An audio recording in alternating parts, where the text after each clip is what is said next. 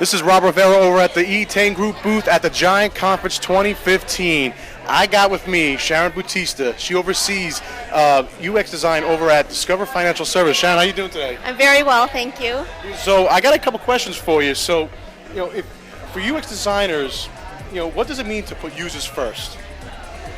Well, I would say that means that there are going to be a lot of forces. There's going to be budgets, timelines, clients, agencies, legal departments that are going to try very hard to make you forget what you're here to do, which is to advocate for users first and foremost. And so putting users first means, despite all of those forces, working very hard to remember that your main responsibility is to advocate for the people whose needs you're there to defend and explain, and it's all worth it.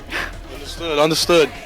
What was the best career advice you ever gotten being the user experience space?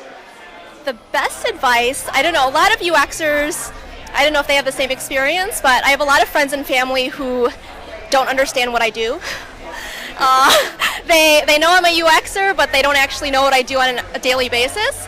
But that said, the best advice I ever got was from my sister, who is one of those people who doesn't really know what I do, but during a particularly tough point in my career, I was really struggling.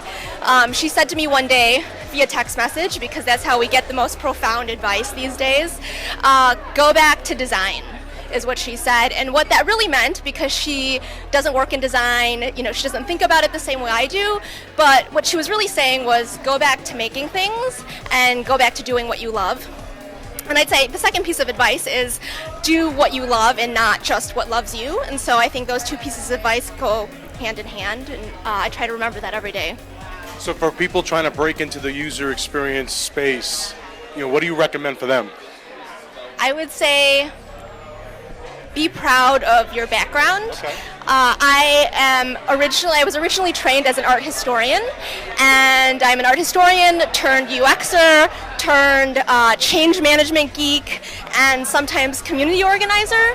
And even if you've studied something very UXy, I really believe that design inspiration can come from anywhere.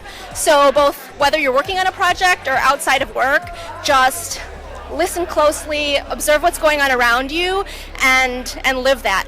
And that's what we do for a living. Well, I really appreciate your time. Thank you again. And always, guys, remember, do rad work.